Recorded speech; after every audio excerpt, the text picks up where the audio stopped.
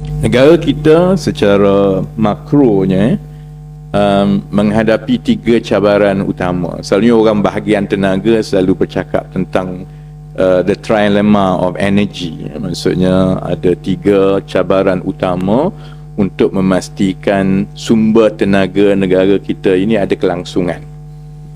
Cabaran ekonomi negara pun ada trilemma dia juga. Trilemma pertama ialah cabaran untuk mengukuhkan keupayaan fiskal kita. Maksudnya bagaimana kita ingin memastikan dengan tuntutan semasa pendapatan yang kita dapat boleh dimanfaatkan sebaiknya, bukan sahaja untuk menyediakan perkhidmatan harian kepada rakyat, tetapi cukup untuk kita melabur dalam bentuk perbelanjaan pembangunan untuk jangka masa panjang dalam sektor-sektor dan projek-projek dan juga pembinaan keupayaan sebagai sebuah ekonomi yang akan ada kesan besar kepada rakyat. So itu yang pertama. Persoalan mengukuhkan keupayaan fiskal. Dan yang itu yang saya ingat banyak yang terlibat, baik daripada bahagian bajet, baik daripada bahagian-bahagian sektor tertentu, yang kita sedia maklum bahawa cabaran fiskal itu adalah besar kepada kita. Cabaran yang kedua daripada trilemma ini adalah cabaran kita untuk menambah hasil kerajaan. Dan dia berkait juga dengan cabaran pertama, iaitu mengukuhkan keupayaan fiskal, because it's a function of perbelanjaan dan juga pendapatan. Perbelanjaan kita kena tengok, dan kita ada pengaruh yang besar kepada perbelanjaan negara kerana kita mengendalikan perbelanjaan pembangunan.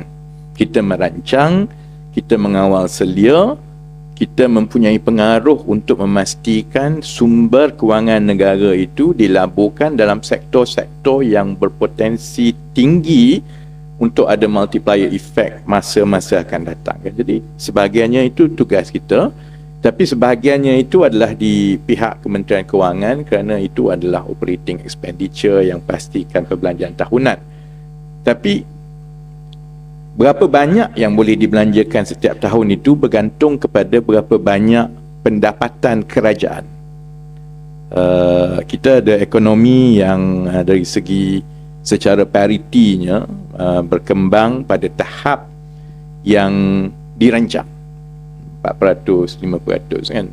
Tapi ekonomi sahaja yang berkembang tetapi tidak menjana pendapatan yang selari dengan perkembangan ekonomi itu pun dia akan ada masalah kepada kerajaan, kerana ekonomi nampak berkembang tetapi sumber itu tidak mencukupi untuk kita menyediakan perkhidmatan yang sesuai dengan ekonomi yang sudah sampai tahap itu.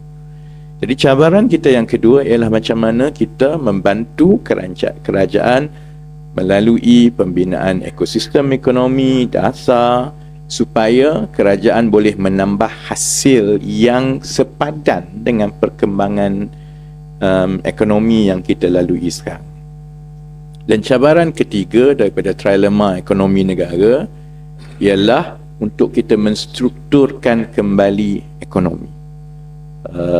Yang ini banyaklah, semua orang dah cakap sebenarnya. Saya pasti saudara-saudari yang jauh lebih lama dalam bidang ini daripada saya sudah tentu faham cabaran dalam setiap sektor.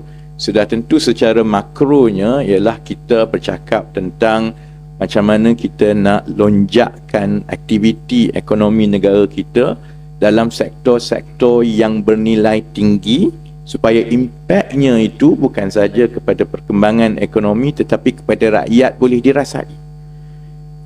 Sebab sedang kita di pihak kementerian dan pembuat dasar merancang kebanyakannya perkembangan ekonomi secara makro, kesihatan ekonomi negara di pihak rakyat biasa hanya 2 saja. Satu soal gaji dia naik ke tidak. Kedua soal inflasi harga barang.